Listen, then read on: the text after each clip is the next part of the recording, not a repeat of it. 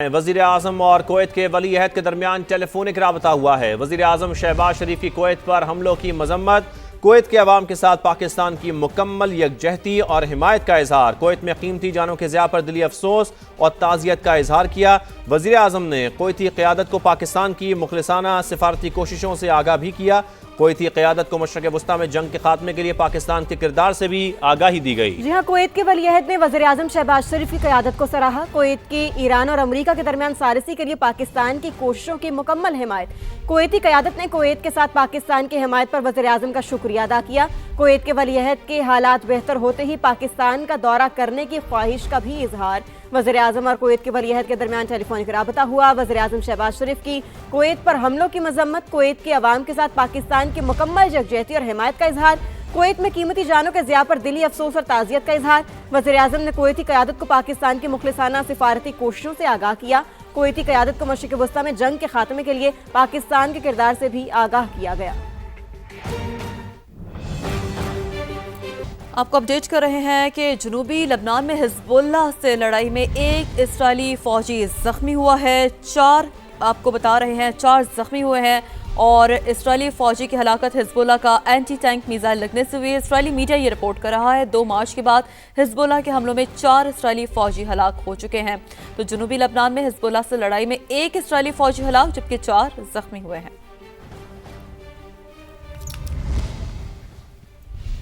मशरिक़े वस्ता में जारी सूरत से मुतालिक अपडेट करते हुए आपको बताएं कि ईरानी पासदारान इन्क़लाब ने अनोखे अंदाज में पाकिस्तान का शुक्रिया अदा किया। इसराइल पर दागे जाने वाले मिसाइलों पर thank you peoples of Pakistan लिख दिया। पाकिस्तान के शुक्रिया के साथ मिसाइल हमलों की वीडियो जारी कर दी। तो आपको अपडेट कर रहे हैं, मनाज़िर दिखा रहे हैं। ईरानी पासदारान इन्क़लाब ने अनोखे अंदाज में पाकिस्तान का शुक्रिया अदा किया है।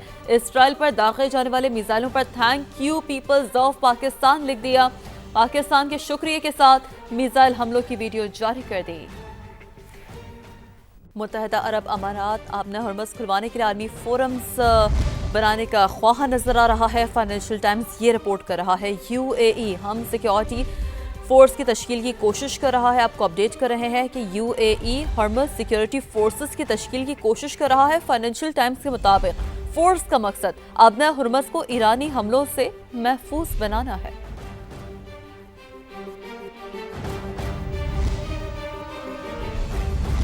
यूक्रेनी सदर की जद्दा में सऊदी वली अहद से मुलाकात हुई है। सऊदी मीडिया के मुताबिक दोनों रहनुमाओं ने दो तरफा उमूर और इलाकाई बहरान पर तबादला ख्याल किया। मुलाकात में यूक्रेन जंग की सूरत हाल पर भी बातचीत की गई है। सऊदी मीडिया के मुताबिक यूक्रेनी सदर की जद्दा में सऊदी वली अहद से मुलाकात हुई है।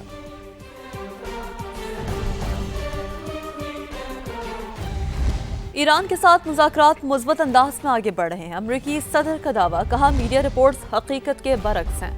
ईरान की दरख्वास्त पर तवानाई तनसीबात पर हमले 10 दिन के लिए मुअत्तल किए। वाज़ेह किया अगर तेहरान ने ज़रूरी इक़दाम ना किए तो अमरीका ईरानी पावर प्लांट्स को निशाना बनाएगा। हमने ईरानी क़यादत को ख़त्म कर दिया, बाकियों के ठिकाने भी मालूम है। ईरानी बहरी बेड़े और फ़ज़ाइया को तबाह करके फ़तह हासिल कर ली। ईरान ने खलीजी ममालिक पर हमले किए जिनका इस तनाज़ुर से कोई लेना देना नहीं। वाज़ेह किया कि अमरीका को अपने हरमज़ की ज़रूरत नहीं, जिन ममालिक को ज़रूरत है वो कोई इक़दाम नहीं कर रहे। हिज़्बुल्लाह के हाथों इसराइल में तबाही, तफसीलात बताते हुए इसराइली मेयर ज़ारो कतार रो पड़ा। हिज़्बुल्लाह जीत गई, गुस्से में बिफरे इसराइली मेयर ने हकीकत जाहिर कर दी। बताया कि इसराइल का एक शहर सफ़ाए हस्ती से ही मिट चुका है। 2/3 शहरी अपने घर छोड़ चुके हैं, सड़कों पर गड्ढे पड़े हैं और कोई ठीक करने वाला नहीं। इसराइली मेयर ने कहा कि शहरियों को ज़र्रा बराबर तहफ़्फ़ुज़ हासिल नहीं है। ईरान के मसले पर अक़वाम मुत्तहिदा की सलामती कौंसिल का हंगामी इजलास आज होगा। इजलास रूस ने बतौर मुस्तकिल मेंबर तलब किया। पाकिस्तानी वक्त के मुताबिक इजलास शाम 7 बजे शुरू होगा।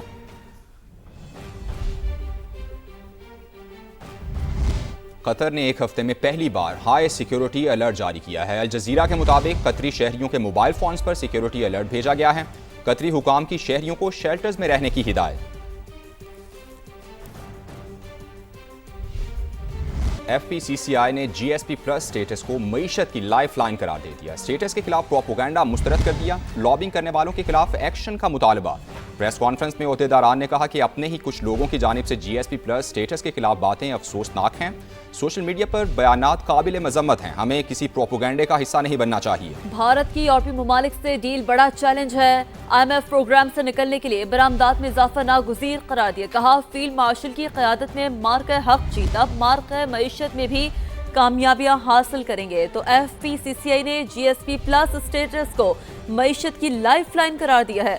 स्टेटस के खिलाफ प्रोपेगेंडा मुस्तरद किया है। लॉबिंग करने वालों के खिलाफ एक्शन का मुतालबा भी सामने आ रहा है। प्रेस कॉन्फ्रेंस में ओहदेदारों ने कहा कि अपने ही कुछ लोगों की जानिब से GSP प्लस स्टेटस के खिलाफ बातें अफसोसनाक हैं। सोशल मीडिया पर बयानात काबिल मुज़म्मत करार दी गई हैं। हमें किसी प्रोपेगेंडे का हिस्सा नहीं बनना चाहिए। तमाम बिजनेस कम्युनिटीज ने GSP प्लस स्टेटस से मुतालिक प्रोपेगेंडा मुस्तरद कर दिया। GSP प्लस के हवाले से हर तरह का प्रोपेगेंडा खत्म होना चाहिए। FPCCI का मुतालबा। FPCCI ने GSP प्लस स्टेटस को मईशत की लाइफलाइन करार दे दिया। स्टेटस के खिलाफ प्रोपेगेंडा मुस्तरद किया, लॉबिंग करने वालों के खिलाफ एक्शन का मुतालबा भी किया। प्रेस कॉन्फ्रेंस में ओहदेदारों ने कहा अपने ही कुछ लोगों की जानिब से GSP प्लस स्टेटस के खिलाफ बातें अफसोसनाक हैं। सोशल मीडिया पर बयानात काबिल मजम्मत हैं। हमें किसी प्रोपेगेंडे का हिस्सा नहीं बनना चाहिए। भारत की यूरोपीय ममालिक से डील बड़ा चैलेंज है। IMF प्रोग्राम से निकलने के लिए बरामदात में इजाफा नागुज़ीर करार दिया। कहा फील्ड मार्शल की क़यादत में मार्का हक जीता, अब मार्का मईशत में भी कामयाबियां हासिल करेंगे। हमें किसी ऐसे प्रोपेगेंडे में नहीं आना चाहिए जो GSP प्लस के स्टेटस और इसकी कंप्लायंस जो पाकिस्तान के अगर ये कहा जा रहा है कि पूरी नहीं कर रहा, बिल्कुल ऐसी बात नहीं है। पाकिस्तान इस पर 100% अमल दरामद कर रहा है। अगर हमने IMF के प्रोग्राम से बाहर आना है कि जो कि हमारी गवर्नमेंट की भी ख्वाहिश है और बिजनेस कम्युनिटी की भी ख्वाहिश है कि आइंदा हमें IMF का प्रोग्राम ना लेना पड़े, तो उसका वाहिद हल जो है वो एक्सपोर्ट है। जो एक्सपोर्ट की लाइफलाइन हमारी जो है वो GSP प्लस है और ये पाकिस्तान के लिए बहुत इंपॉर्टेंट है। हमारी जिम्मेदारी है बिजनेस कम्युनिटी की और पाकिस्तान गवर्नमेंट की कि अब हम मार्के मईशत में भी अपने तमाम कंपटीटर से जीतना है। अभी आपको बराह रास्त लिए चलते हैं लाहौर। FPCCI के ओहदेदारों की न्यूज़ कॉन्फ्रेंस जारी है। उनके ऊपर जो रिव्यू होगा दैट वुड बी वो डिसाइड करेगा कि पाकिस्तान की कंट्रीब्यूशन चाहिए, GSP क्वालिफाई करता है कि नहीं करता। ये इस वक्त सबसे ज़रूरी बात है। हम इसको स्टेटमेंट जो आई है इसको, लेकिन इसके साथ साथ अपनी गवर्नमेंट को भी हमें पुश करना पड़ेगा कि ये जो कन्वेंशन है इसके लिए हमें फुलफिल करना चाहिए जो रिक्वायरमेंट है, ताकि हमारी पहली जो मीटिंग हो उसमें come as come we can sure to the European Union कि आपके ये कन्वेंशन थे, ये हमने इनमें से 14 क्वालिफाई कर लिए हैं, बाकी के काम हो रहा है, उसको इनलिस्ट करना बहुत ज़रूरी है।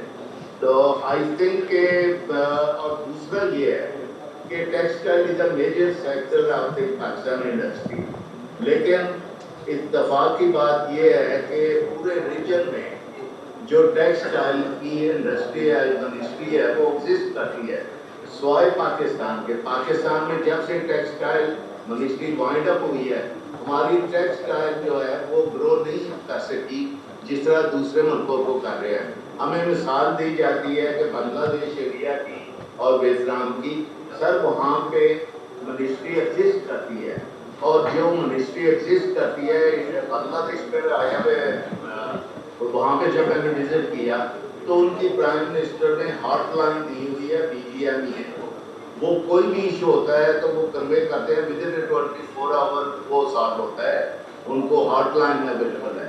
हमारे यहाँ टेक्सटाइल की मिनिस्ट्री जब से गई है, हमारी एक्सपोर्ट गियर अप नहीं हो सकी पिछले कई सालों से, उसी तरह उसी लेवल पे जा रही है, बल्कि डिक्लाइन पे है। तो वो should also insist government. FPCCI के ओहदेदारों की न्यूज़ कॉन्फ्रेंस इस वक्त जारी है। आगे बढ़े आपको बताएं, अफगान सरहद पार से दरअंदाजी के पाकिस्तान का मौक़िफ़ सच साबित। अफगान तालिबान और फितना अल-खारिज का मकरू गठजोड़ एक बार फिर बेनकाब हो गया। कलअदम TTP के सरगना नूर वली महसूद की काबुल में मौजूदगी का इंकशाफ। सिक्योरिटी ज़राए के मुताबिक नूर वली महसूद काबुल के ग्रीन जोन के कसीरुल मंजिला इमारत में मुकीम है। कमीनगाह बनाई गई इमारत में मौजूद दीगर लोगों को ह्यूमन शील्ड के तौर पर इस्तेमाल किया जा रहा है। नूर वली महसूद को अफगान तालिबान ने डिप्लोमेटिक एनक्लेव मुंतकिल किया। काबुल के ग्रीन जोन में कलअदम TTP के सरगना की मौजूदगी इलाकाई सलामती के लिए बड़ा खतरा है, तो अफगान सरहद पार से दरअंदाजी के पाकिस्तान का मौकिफ सच साबित हुआ। भारत में सोशल मीडिया पर पाबंदियां हद से तजावुज कर गईं। भारतीय मीडिया के मुताबिक एक साल में 1,11,000 सोशल मीडिया पोस्ट हटा दी गई। सोशल मीडिया प्लेटफॉर्म्स को रोजाना 290 नोट्स मिलते हैं और ममनुआ मवाद हटाने के लिए सिर्फ 3 घंटे का वक्त दिया जाता है। रिपोर्ट के मुताबिक 1/3 मवाद मोदी हुकूमत और वज़रा पर तनकीद से मुतालिक होता है। 2021 में साइबर क्राइम के वाक़यात 14 लाख से ज़ायद थे, जो 2025 में बढ़कर 29 लाख से तजावुज कर गए।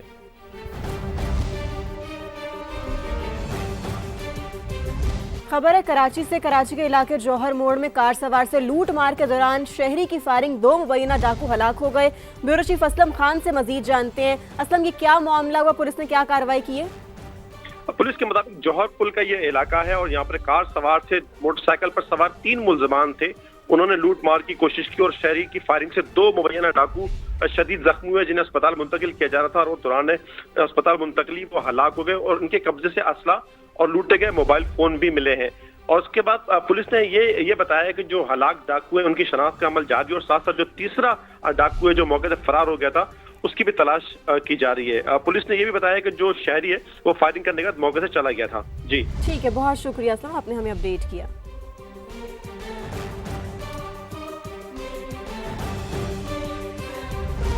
पाकिस्तान की आलमी कामयाबियों का तसलसल जारी है। बदलते आलमी मंजरनामे में पाकिस्तान और भी महफूज और मजबूत हुआ।